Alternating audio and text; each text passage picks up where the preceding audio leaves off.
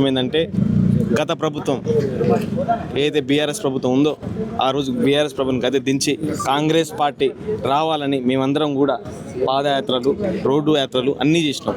కానీ అధికారంలో వచ్చిన కాంగ్రెస్ పార్టీ ఎన్నికల మేనిఫెస్టోలో పెట్టిన ఏ ఒక్క హామీని కూడా నెరవేర్చలేదు. ఇవాళ ఆ రోజు వాళ్ళ ఎన్నికల మేనిఫెస్టోలో 2 లక్షల ఉద్యోగాలు, జాబ్ క్యాలెండర్, నిరుద్యోగ భృతి, మెగా డిఎస్సి ఇస్తానని చెప్పి ఇలా ఇప్పుడు దాకా ఒక్క హామీ నెరవేర్చలేకుండా ఇలా నిరుద్యోగుల వంచన సభ దానికి కారణంగానే పెట్టుకున్నాం.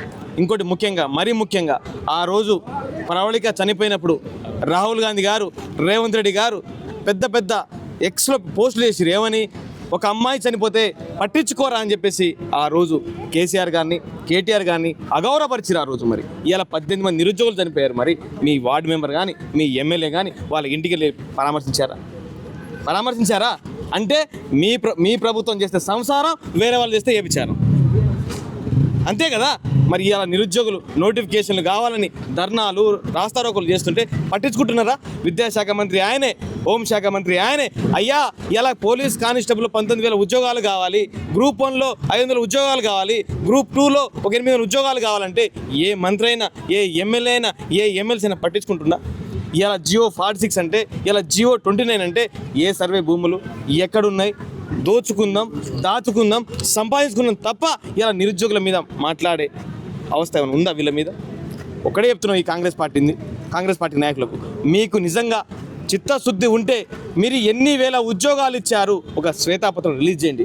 మీకు దమ్ము ధైర్యం ఉంటే, లేకపోతే మీరు ఎక్కడ రమ్మంటే అక్కడికి వస్తాం. అశోక్ నగరా, దిల్సు నగరా, రేవంత్ రెడ్డి గారి ఇల్లా, రాహుల్ గారి ఇల్లా, ఎక్కడ పడితే అక్కడ వస్తాం మీరు రమ్మంటే. ఎందుకంటే మేము కూడా తీసుకొస్తాం. మీరు ఇచ్చింది ఉద్యోగాలు 11 పైచిలకు మాత్రమే, 11,000 చిల్లర ఉద్యోగాలు మాత్రమే. కానీ ఇలా మీరు పెద్ద అడ్వర్టైజ్మెంట్ తీసుకుంటారు 70,000 80,000 90,000 ఇవన్నీ కూడా ఇలా నిరుద్యోగులను మోసం చేసే విధంగా మాట్లాడుతున్నారు. కాబట్టి ఈ ప్రభుత్వం ఒక్కటి అర్థం చేసుకుంటే, నోటిఫికేషన్ ఇస్తే బాగుంటుంది, లేకపోతే మాత్రం రాబోయే రోజుల్లో అన్ని పార్టీల మద్దతు తీసుకొని ఈ ప్రభుత్వం మీద, ఈ కాంగ్రెస్ ప్రభుత్వం మీద నిరుద్యోగుల దండయాత్ర త్వరలో కొనసాగుతుంది. నా పేరు బుక్యా కుమార్, తెలంగాణ బీఈడీ అభ్యర్థి రాష్ట్ర అధ్యక్షుడు.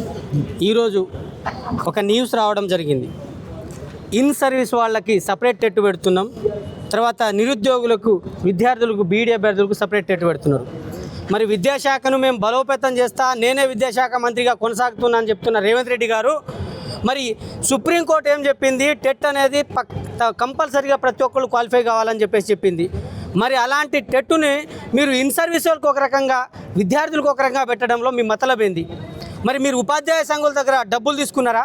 క్వాలిటీ ఎడ్యుకేషన్ అందించేటోళ్ళు మీకు మరి ఇన్ సర్వీస్లో వాళ్ళు క్వాలిఫై కారనే ఉద్దేశంతోనే వాళ్ళకి సపరేట్ టెట్ పెట్టి వాళ్ళందరినీ క్వాలిఫై చేసేసి మరి ఈ విద్యా వ్యవస్థను ఏ విధంగా బలోపేతం చేద్దాం అనుకుంటున్నారని చెప్పేసి మేము రేవంత్ రెడ్డిని అడుగుతా ఉన్నాం. అదేవిధంగా మేము జీవో నెంబర్ 108 గురించి ఎన్నోసార్లు మీకు వినతి పత్రాలు ఇచ్చినాం.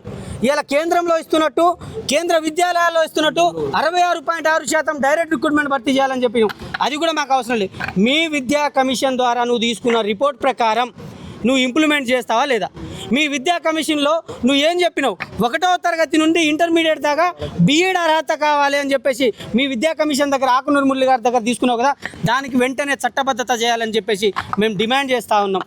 లేకపోతే మీ పార్టీ ఆఫీసులను, మీ సెక్రటరీలను ముట్టడిస్తామని కూడా హెచ్చరిస్తూ ఉన్నాం. అదేవిధంగా డిఎస్సికి సంబంధించి 25,000తో మెగా డిఎస్సి ఇస్తామని చెప్పేసి అలా మీరు మేనిఫెస్టోలో పెట్టిరు.